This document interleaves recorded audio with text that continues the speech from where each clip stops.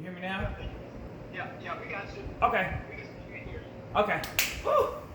You know, sometimes those things act crazy when you're trying to zoom into these Zoom meetings. You can hear, you see me, hear me, everything? Everything's good. Good, okay. All right, we're going to start. All right, so we're babbling about our conversation. So, you guys were watching the documentary about Magic City, and so, I'll introduce you and then we'll just start having a conversation.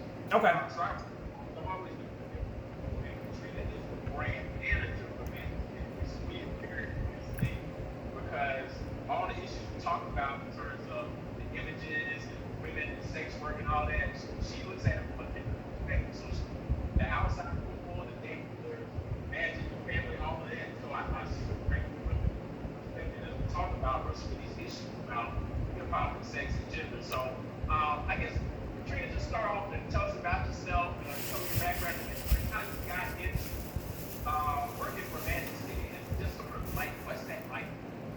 I know it's definitely not your regular job. Hello, everybody. Hope everybody's having a great day today. My name is, again, like you said, Katrina Fuqua, and I am the brand manager for Magic City. Now, that was kind of a weird transaction because I came actually from, I'm actually from Knoxville, Tennessee originally, and I had worked in accounting for pretty much the majority of my adult life, from my 20s until I started working at Magic when I was in my 40s. Yeah, no, I'm in my 30s, 40s. So he had actually, Magic owned a construction company, and so I actually started working in accounting at the construction company. The business, when I came into the business, from what he was being told, the business was doing great, but when I came in, I was like, no, it's not. These people are not telling you the truth. So he pretty much had to end up shutting the business down because it was losing money, and he didn't know that going in. So he was like, well, I said, well, okay, if you're shutting down the business, what am I going to do? And he was like, well, and then at the same time, to go back, at the same time, I knew that he was the owner of Magic City, and I actually had started working on the Facebook page for Magic City, which was back in, it was a while back, that was like 11 years ago. So Facebook was starting to kind of be a big thing, but it wasn't really like a big thing like it is now. So I had started working on just posting pictures. So what it was, the photographer from the club would send me the pictures, and I would just post them to the pages. I would post flyers, things like that. And so I would start seeing like the people that were in the comments were like from different countries, and I was like, that's weird. Like, how did all these people know about this little strip club in Atlanta? But of course, the brand was already big. So, Magic City's been around since 1985. So it wasn't like it was an unknown brand here, but I never realized it was an international brand as it was. So when I went to when I went over to Magic City, he was like, well, I said, well, what was my job going to be? You have an accountant, so what am I going to do? He's like, we'll figure out something for you to do. At the time, I was working on getting my master's degree in business. So I had taken a branding class, getting that degree. So I had never, again, 10 years ago, branding was not branding as it is today. People didn't really know what branding was, but I did take a class that talked about branding. So one day I was sitting at my desk and I'm kind of answering the phone, trying to figure out what I'm going to do. And somebody called and said, hey, Love and Hip Hop wants to shoot a scene in the club. And I was like, oh, well, okay, they were like, just let Katrina do it. So I was like, okay, I'll do it. So I got with the producers, got with the director, got with the location people, set up everything, signed the contracts, set up the film timing. So I did all that. So I was like, okay, that was pretty cool. So right after that, another person called, hey, we want to do a scene for something this reality show. Okay, cool. So it was like I started getting calls back to back, like, we want to film something, we want to film a TV show, we want to film a commercial, we want to film whatever. I even had like a hotel chain reach out, and they wanted us to do a video infomercial for the hotel rooms for people that come to Atlanta with things to do in Atlanta. That was one of the things to do in Atlanta, looking at Magic City. So we did like a whole little video for that. We had the girls, of course they couldn't be like Magic City, because it was from a hotel. So they had to kind of be like the classy version of Magic City. So I started doing that, and then from there, I started realizing, wait a minute, what I'm doing is what I learned in that class, which was branding. So I kind of took on that role as the brand manager, and since then I've worked on like a lot of different projects pertaining to Magic City. I guess I've worked with a lot of celebrities. I've worked on a lot of different types of projects. So it is a different type, and it's weird because it's a strip club. Like, what strip club has a brand manager? Because as far as I know, I think we're probably one of the only ones. I know we're one of the black ones that has a brand manager. But basically, it's kind of what I do is I just promote the brand.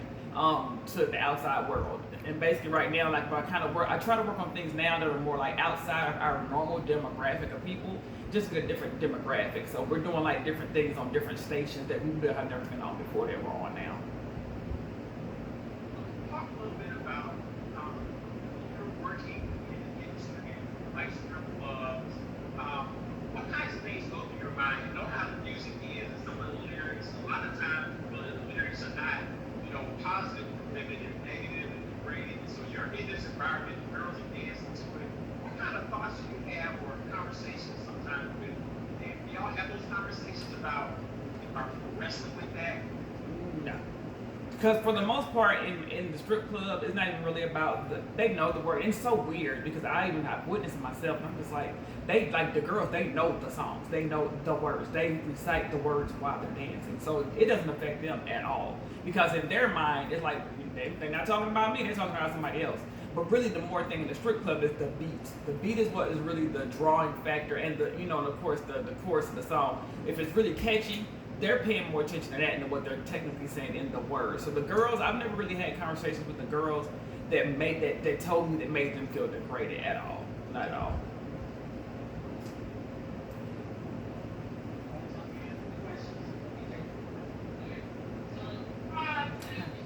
Hi. I can't hear. Uh-huh.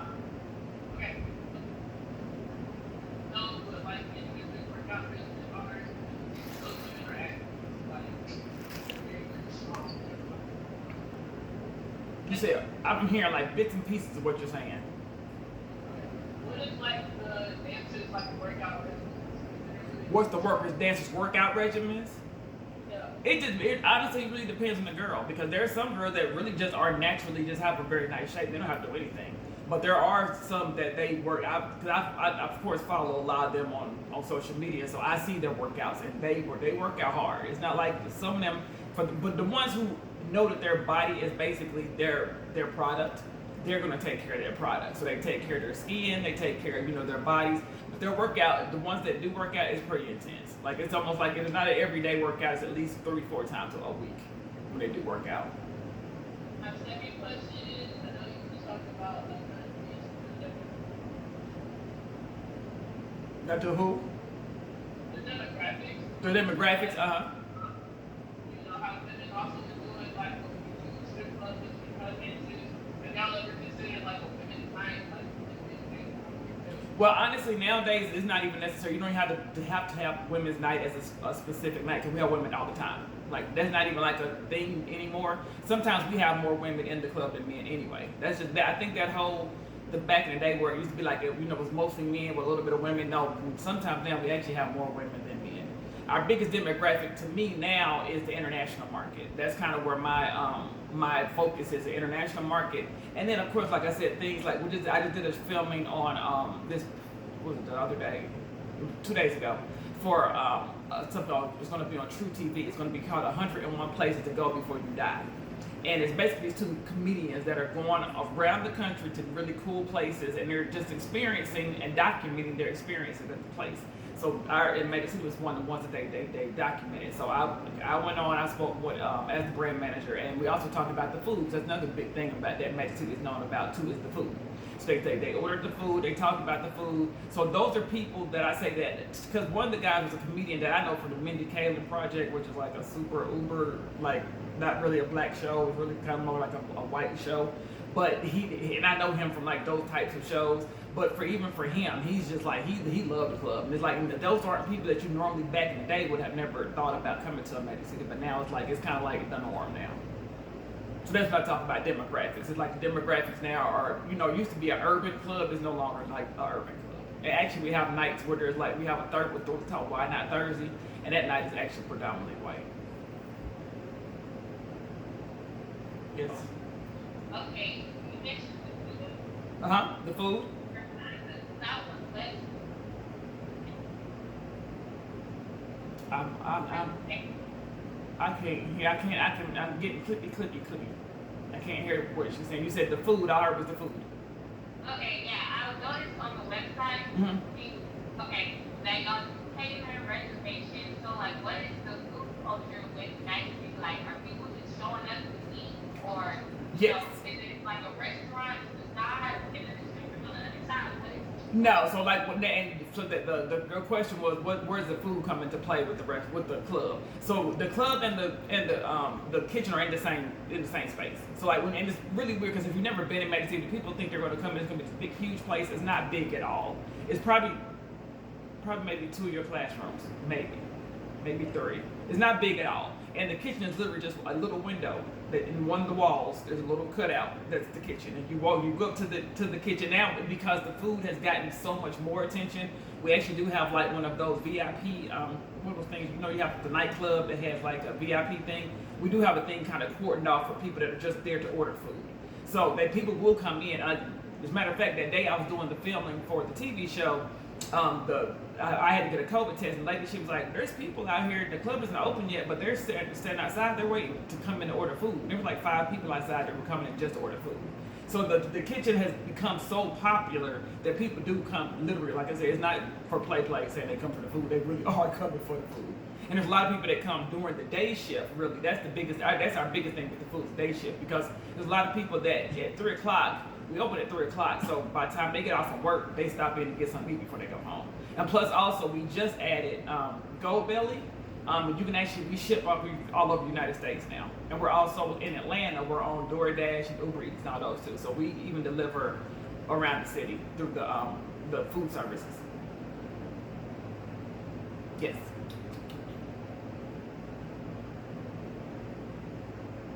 I can't hear. Hello? Can you hear me? Okay, go ahead. Hmm? Okay. Hi, so if you be an intern this summer at Magic City, I'm your girl. You think you're gonna be an intern? Yes, I would love to intern with you. Oh, I'm sure. I believe me. I had to pick the friends like, when is it take your friend to work day? I get that a lot.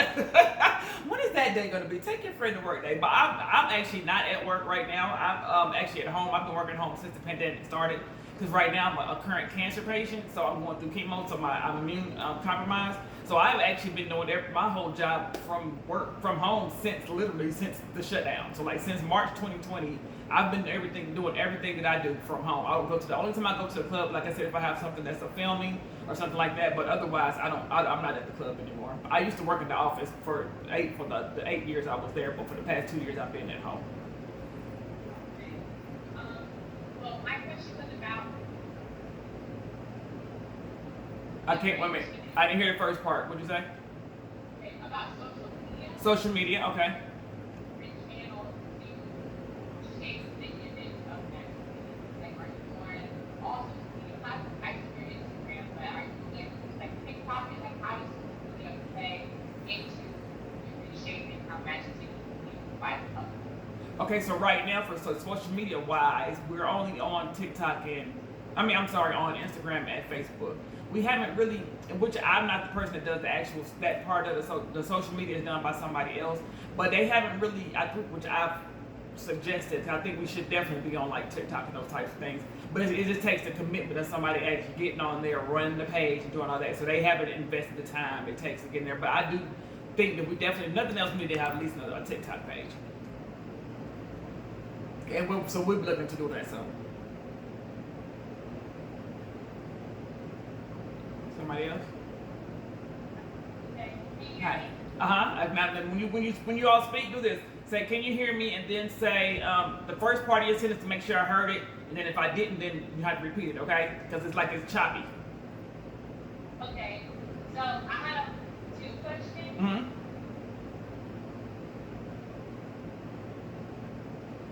Okay, I can't hear anything you're saying right now. To go back, does it cost a lot of money? Does it cost? Well,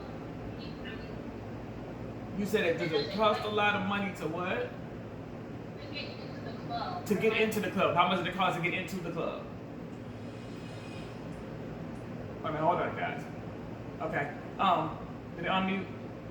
I had a call from it. Did it unmute? Yeah, you're good. Okay. Okay, so the club costs, so it varies. So there's different prices based on the night that you come, the time that you come, the capacity. Our biggest night is Magic City Monday. So Monday nights are going to be the highest price you're going to pay, and that may be anywhere, and it really honestly can range anywhere from $50 to $200. I mean, it just depends on how hyped the club is. If the club is like super packed, they're going to charge more. So if you come around, usually on Mondays around, I'll just give you an example.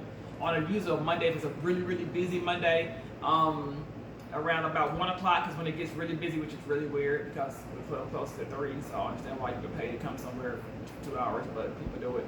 But I've seen the price at $150 on a Monday night, like popping, and people pay it like it's nothing. Even $200 I've seen before. But then maybe on a Tuesday night, it's $10 or $20 because it's not really a popping night. So it varies. And then also parking, because parking is valet as well. So whatever the door is, you pay the same to park.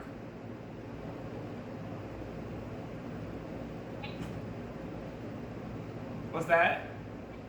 The second question, Uh-huh.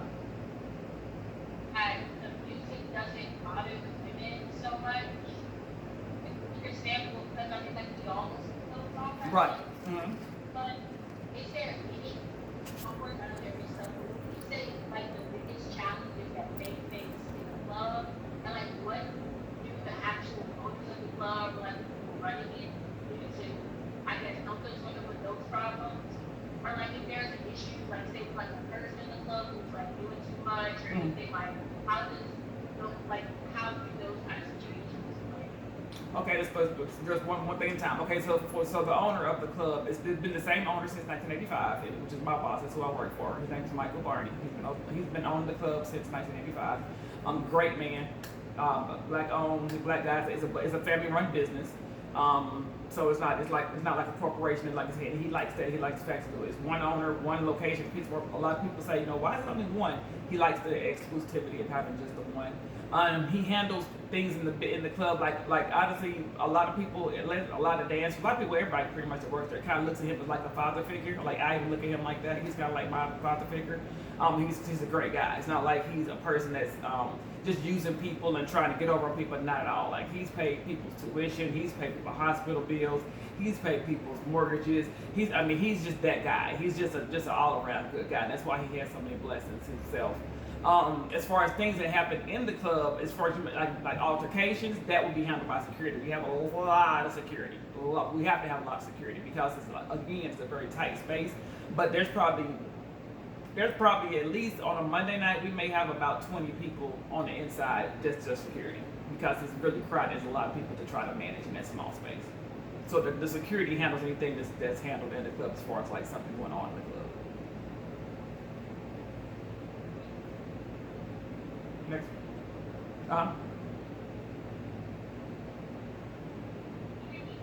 I can hear just barely. So just have a question.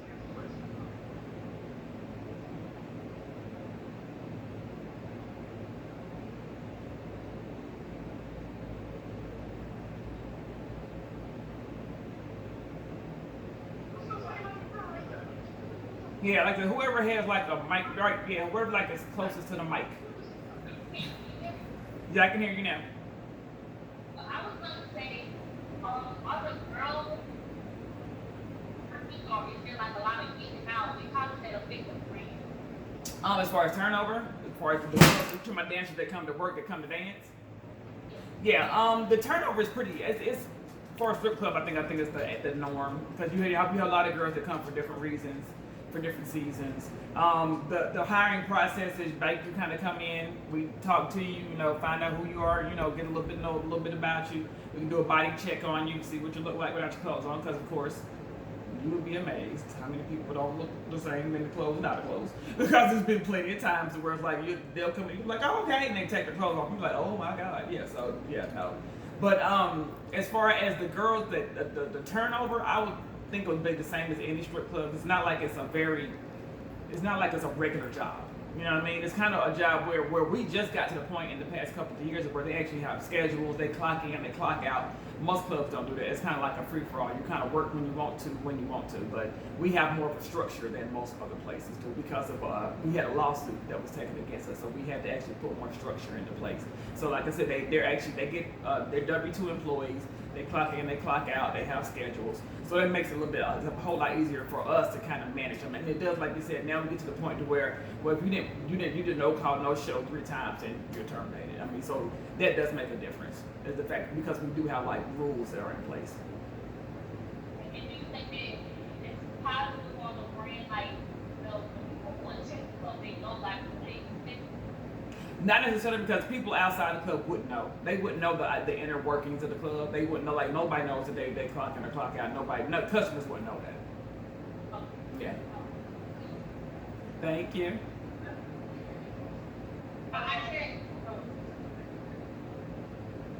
And that was great. Whoever has a question, if they can come to the front like that, that was a whole lot better because I could hear every word she was saying. Hello. Hey, how you doing? I'm all right. My name is Jeremy Gray. Uh-huh. I'm a political science major.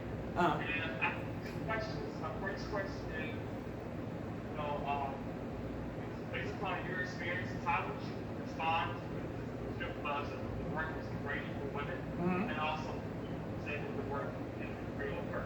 Mhm. How about that based upon your experience? Well, as far as okay, so the first question was, did you think it degrades women? Okay, now I always answer that question the same way. Nobody's forcing them to work there. Nobody's forcing anybody to do anything. They come and apply for a job just like you go anywhere else and apply for a job. Nobody's making you come to work. You come to work because you're supposed to come to work. Okay, something just happened. Okay. So like I said, it's like any other job, like anybody else that goes to work to Kroger or whatever. You're clocking in and clocking out. The difference is the person's taking their clothes off, but they have to be comfortable within themselves to do that. We're not forcing them to take. They know that that's the part of your job requirement. And majority of the women that come in, they don't have a problem. They're not ashamed of their body. They don't have that whole thing about being ashamed of their body because most of their bodies are very nice. So they want to show their body. So there's no degradation. And we also, and you know, we don't allow that either. Like if the guy comes in and he's talking down to a dancer, that our dancers already know, hey, security, come get him, and he's out. We don't allow that at all. Like there's no degrading. There's no, if you do anything that's going to be disrespectful, like I said, we have so much security. If a dancer feels like she's being talked down to or being disrespected, we handle that real quick, real fast and in a hurry. So that's the first one. And then the second one you said was what? The second one, when you enter the job, you have information about the work that you do, Well, like you said, how does it like compare to like a regular job? You know, it's a regular job, the stigma that may battle me, like you have the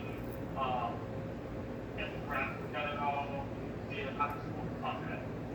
Well, really, like I said, for the most part, it's not like a regular job in the sense that most jobs you're going to get paid to go to work and take your clothes off and drink and have a good time and party. I mean, that's kind of like, that's not your average job unless you work in a nightlife type job. So that's what makes a difference for them, and it's a different industry because it's basically considered it's night work for the most part because you're working in the middle of the night and you're going home. You're not getting home like a regular person. You're doing like a night shift. So it's almost like you're getting home at sometimes 6, 7 o'clock in the morning, depends on how long it took for everybody to count money out. And then, you know, a lot of these girls, they have kids, so they still have to get up and get the kids ready and send them off to school. And some of them have day jobs. And so, I mean, it's no different than any other job besides the fact that, you know, it's a job that's not considered a normal type of job. But like I said, they clock in and clock out. They get a W-2 at the end of the year just like everybody else. So it's not really different in that aspect. But as far as like I said, it used to be where it was easy because you can kind of work when you wanted to. But now you actually have a schedule, so they have to go work by their schedule. Yeah, I was trying to like the person that you have entering this job, that you have reservations saying like maybe this is something I want to contribute to. Like maybe this is this something closer to black people, or there's something general. Like that personally. Or I personally have any reservations about it. And I would say the only reason I did not is because I saw actually I was the one that came into the office that would talk to the girls and let them know that this is not something you want to be in long term. I'm not that one that feels like people like if somebody calls a girl, my dream is to work in Mexico. No, that's no. That's not what your dream should be. I'm not one of those people that's gonna. I mean, it's a job to work to get what you need to get and get out of it. But I never encourage women to do something to do this for a long period of time. And the reason I say that is because it's almost like I tell people, it's almost like it's a fantasy world to a degree. Because like you said, what other job are you gonna go to where you're making cash money? Yeah, some of them are making a lot of money in a short, very, very short period of time. That's not really realistic. So you have to be realistic as far as that goes. And as far as the negative connotation when it comes to strippers, like I said, the majority of these girls, they have some of them have regular jobs. It might be somebody in your class that's a dancer that you want them as a dancer. I mean, you just don't know. So I've never judged anybody for what they do because everybody has to do whatever they have to do to feed them and clothe them and feed their kids, whatever they have to do. So I would never judge or degrade them just because of what they're doing. Like I said, they're not doing anything illegal. They're doing something. Most of them actually they enjoy doing it. Something they want to do. So it's not like they're being treated bad or somebody's being in an offensive way to them because we don't, like I said, we don't allow that. And I actually, like I said, I build up the girls. Plenty of them come to me. I'm kind of like the auntie of the club because I'm old enough. I'm probably older than most of their mamas. So a lot of them do come to me and talk to me about stuff. And me, as being an older person, I give them that encouragement that they need to go out into the world to know that this is not a $1 be all. This is something I need to be here doing, get what I got to get, and then continue on and do what I'm doing. So I always encourage them to always be doing something else. Either have you another job or have you your own business, but don't just do this and that's all you do. Age requirements, working does. Did I do what? Age requirements. Yeah, 21. You had to be 21. Yeah, you had to be 8. Well, it used to be 19. I mean, it used to be 18, but I'm like, it didn't make any sense because you had to be 21 to drink. So, and you had to be 21 to enter. So how could you work there, but you're not old enough to get in the front door? That didn't make any sense. So Georgia finally realized that was really stupid. So now everything's 21. So Katrina, how long have you been there? Did you say 8 years? 10 years. Well, this is my 11th year. Okay, so what's the average amount of time that a girl actually works there, and what's the longest you've seen somebody work there? I've seen some girls that have worked there a long time, way before I got there. Like, there's some that are still there that have been there longer than me. There's some girls that have been there 15 years, 20 years. And like the oldest I've seen is 42. But she was still banging, her body was still popping. I mean, she left Magic City and went to another club, and she was one of their top dancers. So, like, it's really more about how you keep your body up, how you keep your looks up, really. Like I said, it's plenty of them that's in their 30s that look better than 20-year-olds.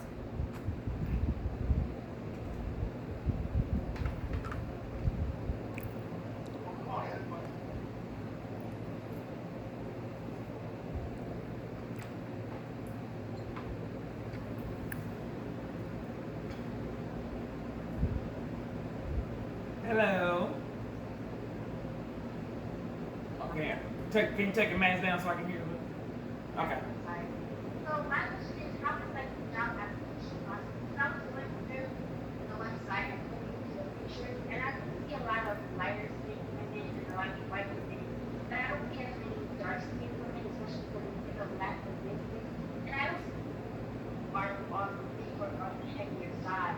So how is the application process like? How's that coming in? Honestly, on the website, you're not going to see a whole. You're getting a very, very small, minuscule look into the club because most women don't want their pictures taken. So the ones that you're seeing, if you really kind of pay attention, it's really kind of the same people over and over and over because they're the ones that are okay being on camera. Majority of them don't want to be on camera because we have every nationality, every size, we have the vast majority of women. So it's not like we have just a whole club full of light-skinned women. We have probably just the amount of dark skins we have light skin, and we have a lot of Dominicans, we have Asian, we have a little bit of everything. So on the website, if you're looking at it, like I said, you're probably going to see kind of the same women over and over because those are the ones that are okay being on camera. But in the actual club, there's a wide variety of women. And that's the reason why a lot of people like coming to the club is because we do have that. It's not like you want to walk in and see just a club full of light-skinned black women. You're going to see a good amount of everything. And honestly, the darker skinned women, a lot of times, their bodies are really more natural, to be honest. I've seen their bodies to where they're more natural than the lighter skinned people, which is weird. Because a lot of lighter skinned people, they'll have more work, but then some of the darker ones, their body, they're just got a nice body just because. Alrighty. Okay. Wait, but before she does, so I just want to ask a quick question. So how often then do you, I guess, interview people? Do you have like rolling? They just come in. You come in. They have to come into the office Monday through Friday between 11 a.m. and 3 p.m. And we have a waiting list, because we hardly ever hire just right on the spot, unless you just that type of baddie where it's like, okay, girl, come on in. But majority of the time, if you a baddie like that, girl, come on, put your clothes on and get on back there and get on that stage. But most of the time, it's a waiting list, and that's for, and honestly, waitresses and bartenders, that's probably the hardest job to get in the club, because we have waitresses and bartenders that have been there 10 and 15 years, and they're not going anywhere. So Nowhere. how many applications do you think you get a week to leave? Well, we don't get applications. Like I said, we have a sign-in sheet, but a week, you may have 200 people. No, It's all day. I mean, it's all day, every day. It's a consistent flow of people. Huh? The application online? Is the application? Oh, no, you can't do application online. No. there is one on the site, so I guess Well, they probably have one on there for people that want to do it online, but you still, regardless of whether or not you do it online, you have to come in, because again, we have to see what you look like in person, because honey, we know how filters work. So we cannot just, you can't say that you this, that, and the other on a piece of paper. We need to see what your physical body looks like. So regardless, you will still have to come in. So you think y'all have about 200 people come in a week? Oh yeah, easy. And out of those 200, we may hire 5. Oh, like the servers, how much do they make? You do who? You said the what? I heard something, the servers. the servers. How The- much do the waitresses make? Oh, in Georgia, the rate for waitresses is $2.13 an hour plus tips. Huh? No, $2.13 an hour plus tips. You make 10 clowns? Yeah. Because in Georgia, the way they do it, majority of your wage is your tips.